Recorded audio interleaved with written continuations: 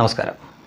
തോന്നുന്നു. കാരണം നമ്മൾ ഈ ഒരു പോരാട്ടം ഇവിടെ അങ്ങ് നിർത്താതെ നമ്മൾ തുടർന്നുകൊണ്ടിരിക്കണം. ഈ അതിജീവിത തുടങ്ങി വെച്ചെടുത്ത് നിന്ന് എത്ര സ്ത്രീകൾ സമൂഹത്തിന്റെ മുന്നിലേക്ക് വന്നു എന്നും എത്ര സ്ത്രീകൾ അതിനു വേണ്ടിയിട്ട് പോരാടിയെന്നും ആ ഒരു അതിജീവിത ആർക്കൊക്കെ എത്ര സ്ത്രീകൾക്ക് ഇൻസ്പിറേഷൻ ആയി എന്നുള്ളതും ഒരു സിനിമാ മേഖല മാത്രമല്ല, ഈ കേരള സമൂഹവും ഇന്ത്യൻ സമൂഹവും എല്ലാം ഈ സ്ത്രീക്കൊപ്പം ഈ സ്ത്രീയുടെ ഒരു അതിജീവിതത്തിനൊപ്പം തന്നെ കൂടെ നിന്നതും എല്ലാവരും അവരവരുടെ വിഷയങ്ങൾ പോലെ എത്രയോ സ്ത്രീകൾക്ക് നീതി നിഷേധിക്കപ്പെട്ട ഒരു ദിവസമായിരുന്നു മെനിങ്ങാന്ന് കടന്നുപോയതെന്നുള്ളത് നമുക്ക് എല്ലാവർക്കും അറിയാം. ഞങ്ങളൊക്കെ ഭയങ്കര സങ്കടത്തിലും മാനസിക ട്രോമയിലൊക്കെ ആകുന്ന ഒരു കണ്ടീഷനായിരുന്നു. ശരിക്കും ചെറിയൊരു നരിമ്പിലൊരു പ്രതീക്ഷ എനിക്കറിയാം ഇതിങ്ങനെ വരുള്ളൂ എന്നുള്ളത് ഞങ്ങൾക്കറിയാം. കാരണം ഇതിന്റെ പോക്കുകളൊക്കെ നമ്മൾ പല രീതിയിലും നമ്മൾ കണ്ടതാണ്.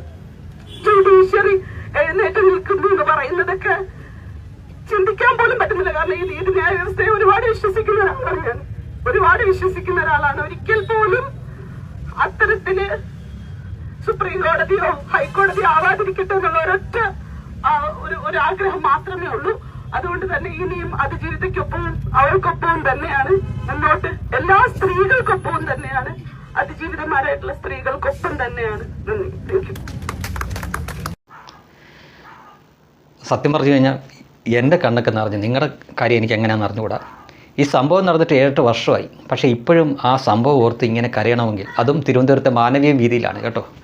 അതിജീവിതയെ ഓർത്ത് കരയുകയാണ്. സത്യമായിട്ട് പറയട്ടെ, അതിജീവിതയ്ക്ക് സംഭവിച്ച ആ ഒരു ദുരന്തത്തിൽ എല്ലാവർക്കും, മനുഷ്യത്വമുള്ള എല്ലാവർക്കും വിഷമമുണ്ട്. പക്ഷേ അതിലെ യഥാർത്ഥ പ്രതികൾ ശിക്ഷിക്കപ്പെടണമെന്നേ ഉള്ളൂ. അതായത് നിഷ്കളങ്കരായിട്ടുള്ള അല്ലെങ്കിൽ ഈ പ്രത്യേക രാഷ്ട്രീയ താല്പര്യമൊന്നും ഇല്ലാത്ത ആളുകൾ, അവരുടെ ചിന്ത എന്താണ്, അതിലെ യഥാർത്ഥ പ്രതികൾ ശിക്ഷിക്കപ്പെടണം. അല്ലാതെ പ്രത്യേക ഒരു ബ്രാക്കറ്റിലിട്ട് അയാളെ മാത്രം അങ്ങ് ശിക്ഷിക്കണം എന്ന് മലയാളികളിൽ ബഹുഭൂരിപക്ഷം ആഗ്രഹിക്കുന്നില്ല.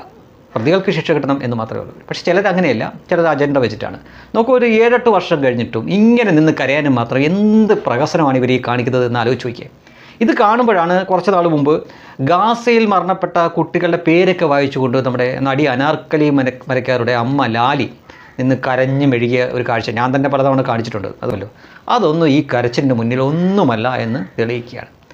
ഇനി ഏറ്റവും വലിയ വിരോധാഭാസം, നമുക്ക് തന്നെ കണ്ട മൂക്കെ വിരൽ വെച്ചു അത് കണക്കൊരു കട്ടായം അന്നേ ദിവസം തന്നെ മിനിറ്റുകൾക്കുള്ളിൽ ഈ കരഞ്ഞു മെഴുകിയ ആൾ കാണിച്ചു. ഇതിന് ശേഷം അവിടെ ചിരിയരങ്ങെന്ന് പറഞ്ഞൊരു പരിപാടി ഉണ്ടായിരുന്നു. അവിടെ പോയി ചിരിച്ച് കളിച്ച് നിൽക്കുന്ന ചിത്രമാണ് നിങ്ങൾ ഈ കാണുന്നത്.